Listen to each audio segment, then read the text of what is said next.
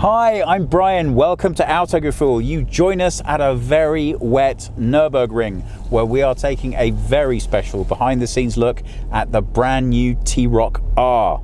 Brand new, but not yet available. This that I'm driving right now is the development model. We are going to have the opportunity to speak to the development driver to find out more about what's going on to this car and to meet the managing director of Volkswagen R himself. Now, on top of all of that, we are going to have the opportunity to take this for a spin around the Nordschleife. And we'll find out if it really is possible to make a T-Roc, an SUV, into an R.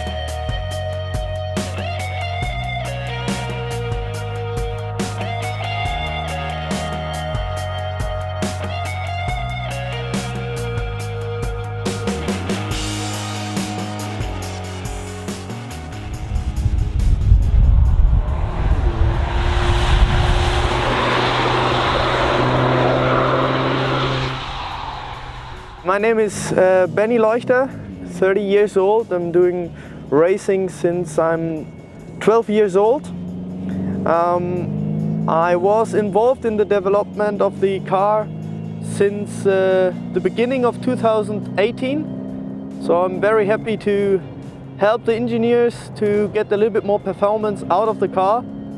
And yeah, I hope you all like the car. So, are you familiar with the T-Roc before you started working with it as an R model? I was familiar with a car, with a basic car. I was doing winter training in Austria, and I was starting to like the car since the first day. So even it's a SUV, it's kind of a sporty car. What were the particular challenges of making a standard T-Roc into an R? Yeah, I mean, to get more performance out of the car was not easy. The car from the base was not a sport car, and we tried to to be on every part of the car. We tried to improve the car. So performance-wise on the engine, of course, steering, braking, and of course the dynamic of the car. What's the hardest thing about making an SUV into an R? I mean, you have a higher point of center of gravity, so this is quite tricky to get familiar with that. The stiffness of the car is has a big effect on the performance, and yeah, those two things make it not easy to bring a high car into a fast mode. A lot of our viewers are going to be passionate fans of the Golf R, and they're going to be worried when you say that there's going to be an R T-Roc, because they will think there is no way that you can make a T-Roc an R. So what would you say to those guys? Jump into a car and test it. This would be my answer. Yeah, I really have to say the car is really nice to drive on country roads. I mean, you feel that the car is sporty. And here in the slippery Nürburgring, you see, even the car can come sideways like the Golf R, like you know from the Golf R. And yeah, it's really enjoyable to say. Really enjoyable. From a passenger's point of view, you know what you told me last night is absolutely correct. I am surprised. immediately I am surprised. That's it has good. a lot more control than you would expect.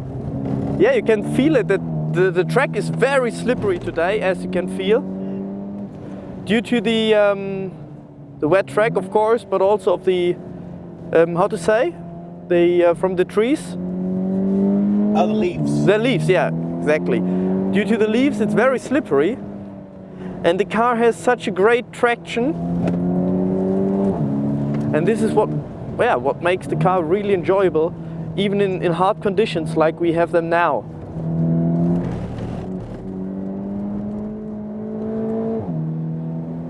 What would you say the differences in drive are between this and a standard Golf R?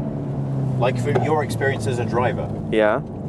The differences in drive compared to the Golf R is for sure the momentum of what you can get through the corners. I mean, the car is a bit heavier and a bit higher. You for sure feel that in corner speed, of course. But for me as a driver, it makes no difference, because I want to be fast with every car which I'm sitting in. Yes. So I always push the car to the car's limits, you know, and this makes it so interesting. And the limit from that car is quite comparable with the limit of the Golf R.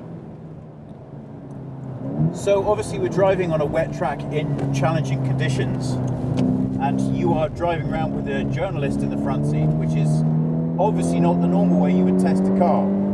So to give the viewers a sense of what they're seeing right now, how much percent of what you would normally drive at would you say this is? We are now driving around about 60% of that what we are doing. 60% of this car in optimal conditions, or Yes. 60% of this car in these conditions if you are by yourself and only concentrating on driving? Yeah, 60% on these conditions. Yeah. Wow. Wow, so you have another 40% spare? Yes, exactly. Okay. Yeah. Well, that just goes to show why you do what you do. We do it later on, a little bit later on the track. So this is the first lap today for us. Yes. So let's see what the track brings. And of course, I mean, I always have a responsibility for people course, which are yes. sitting next to me. Yes. And ordinarily there is not somebody asking you stupid questions. Yeah, it's quite okay. But the track is really difficult today, I have to say. I feel it. But the car is behaving nicely, and most important of all, it feels fun. It feels fun, Yeah. and it's calculatable. Yeah, that's So right.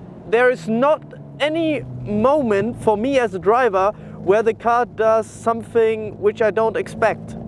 So That's very, very important. this is very important for everybody who drives with that car and try to be fast, you know?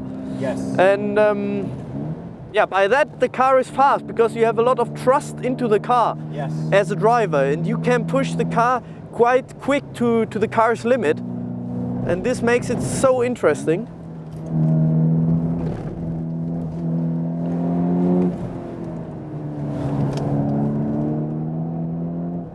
You can feel the grip, huh? Yeah, absolutely. Here's another SUV.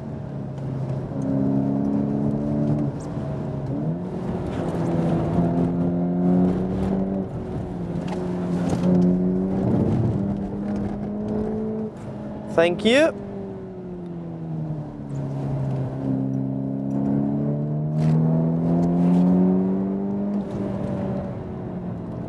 Which tires do we have on right now? The normal road tires, Conti Contact. Summer tires, no semi-slicks, nothing. Just the normal road tires. We've got just the normal road tires on the car now. How long have you been driving on the Nordschleife? I started driving on the Nordschleife now 10 years ago, 2008 was my first laps. So initially laps with a normal car was back in 2007. I was preparing a race which I did in 2008. So I take my normal road car and did my first laps with the normal road car. And in 2008 I did my first race here on the Nordschleife, so 10 years ago now. You must have driven this track in a lot of different cars. Oh yes, I can copy that, yeah. Do you have a favorite? Until today, of course, the racing cars, yeah, which I drove here, it's a lot of racing cars, but serious production car, every year when I drive with a new car, it makes more and more fun again. Yes, yes. Because the cars are getting so much better from year to year, which is very, very interesting.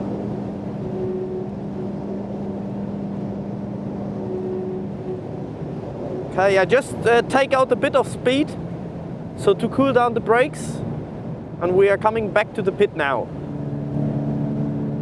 So this, in dry conditions with that car, this one is flat out here. Wow. 240, 242. Wow. I mean, you feel the performance even in that conditions, but the step to dry condition is so big again. But it is actually very exciting to have a chance to experience this in the wet conditions, because it really does show you the handling of the car, I think. Exactly, yeah. I mean, it's what I do is what I do not expect is that the car is still so comfortable, but in the other way so sporty. Yes. This is good mixture.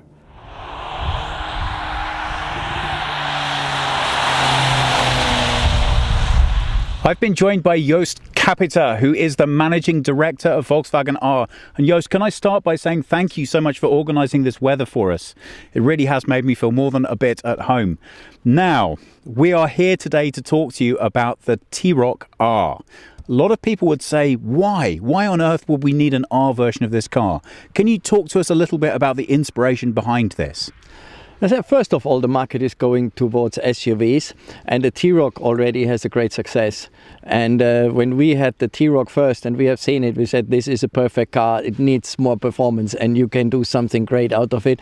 As we have the Golf R, and we say if we can plant this power plant into the T-Roc R and make it drive as the Golf R, we will have a fantastic car, and I think that's the result of it. Now, when you say that, you make it sound as if it's a simple, straightforward thing, taking a fantastic product like the Golf R and then putting it into a larger, higher chassis. What kind of challenges did that represent? Well, there are quite a lot of challenges. The car is a bit heavier than the Golf R. That is a challenge, of course, and we want it to be agile as the Golf R. And you know, you have to adapt a lot. You want the steering like a performance car, you want the brakes of a performance car, and you want the handling of a performance car. And that is a play with all the with all the parameters you have. At the end, you want a car that is, let's say, it's a well-balanced car and delivers your all-day, everyday capabilities. But also, if you push it and you go on the Nordschleife, and this is why we are here, you want to have fun with the car. So I think the T-Roc R provides all of this. It provides the overall everyday capability, but if you push it, you can have a lot of fun on the racetrack as well with it. Now, Joost, am I right in saying that we have a 20mm drop here? What else has changed with the car? I think there is a lot of change, but a lot of on the exterior. You will have a separate and unique bumper in the front, a spoiler in the rear bumper, and the seats. Yeah, it will be everything you know from the Golf R. These content will be in the T-Roc R as well. Now, I know that you put an awful lot of time and effort into the development, for example, of the new tyres. Can you tell us a little bit about that? Yeah, we looked at the various tires because the tires are very important. If you do the setup with the car, with the dampers and the springs, you need the proper tires for this as well. So we did an evaluation about quite a couple of tires to find the best tire and then do the chassis setup according to this tire. And I think when you've driven the car, you're saying that you feel that we find a very good match with the chassis and the tires. Benny already told us earlier on today that he was more than a bit impressed with quite how much of the DNA of the Golf R has managed to come over into the T-Roc. Tell me, what are some of your favourite features about what you've managed to achieve with this car? I think the best, I think that there is nothing really, standing out compared to everything else. So if you would say the engine is standing out, that means the chassis is not good enough. If the chassis stands out, it means it's underpowered. So I think the overall balance of the car, it is just the car is in harmony with everything you have. You have the sound composer, you have the right sound, you feel with the revs going up, you feel the sound that you want to hear the revs going up.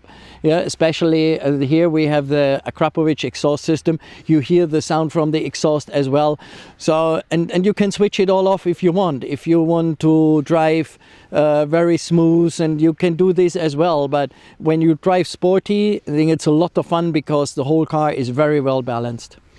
Now, obviously, there are a lot of numbers, facts and figures you can't give us at the moment because the car is still in development. And we've been more than a little bit excited to try it out today. But I wonder if you can tell us, when can we expect to see this available at market for us to purchase?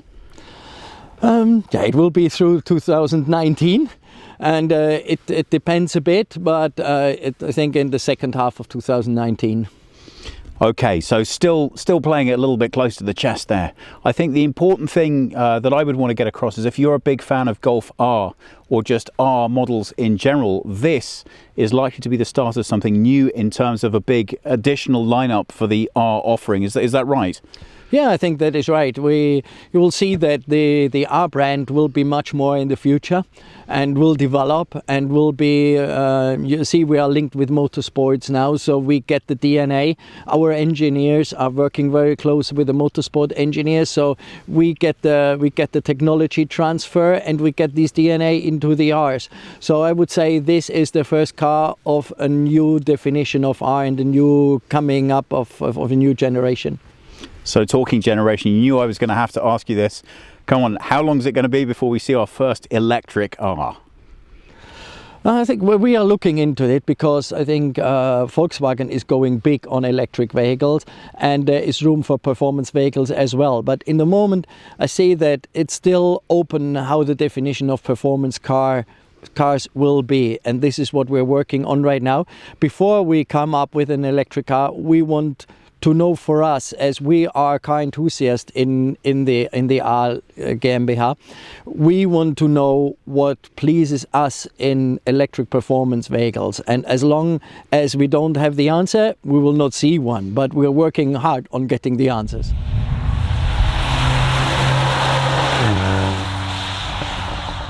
It's been a real treat to get a behind-the-scenes look at just what goes on with the development of these new vehicles. Now, unfortunately, we weren't able to procure one without all this camouflage for you, so what we did do is find you a nice T-Roc so you can have a quick look and get a good comparison shot as to what you might be expecting. Now, what has all this boiled down to after we've had a chance to give it a really thorough drive?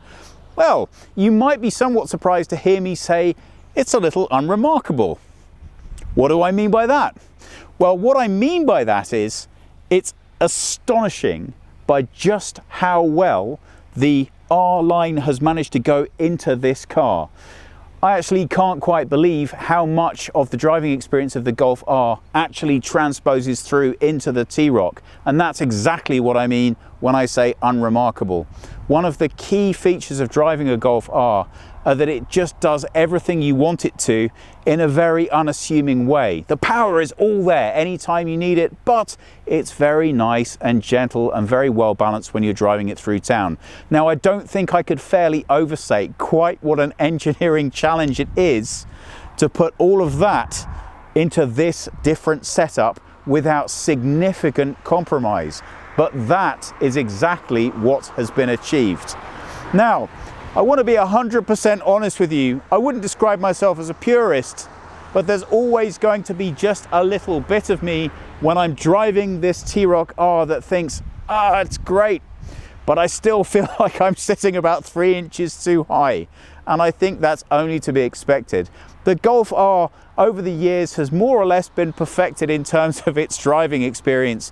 And you can't fairly expect to create an SUV, albeit a lowered SUV, to deliver that exact same driving experience, which is why it is remarkable how unremarkable that transition is. A lot has changed about this car from the standard T-Roc, but not the things that are most important about it. The ride is still incredibly comfortable, and it's just so easy and polite to take around town. But once you take it out on those country roads, or if you're lucky enough like I was to be taken out on a track by somebody who drives quite as well as Benny does, you'll really start to get all of that R experience that you know, love and expect. So what's this likely to do to the pricing? Well, as I'm sure you can imagine, we're very, very cagey about being able to get hold of any information from Volkswagen right now about exactly what those numbers might look like. But if you have a look at the lineups throughout, you're probably going to be looking at around about 1.5 more than the standard Golf R. And that still represents an awful lot of driving experience for your money. Now, if you ask me what my preference would be, I'm going to say if driving is your number one target here, come on guys, you're going to take a lot of convincing to get me out of a Golf R. That is a fantastic car, and this doesn't present me with enough of a reason to want to extend to that next level up. But that said, if you've been convinced by your partner or somebody else that you have to make the very on-trend decision to move into an SUV and out of your car, you might currently be feeling more than a little bit sad that you're having to give up that driving experience. Well, I am happy to tell you that the best thing this car does is it means you can have everything and still eat it. It really is a superbly finished product. I can't wait to be able to try the finished thing, but if the development version is anything to suggest what's coming, then I think we're all going to be more than a little bit pleased with the result.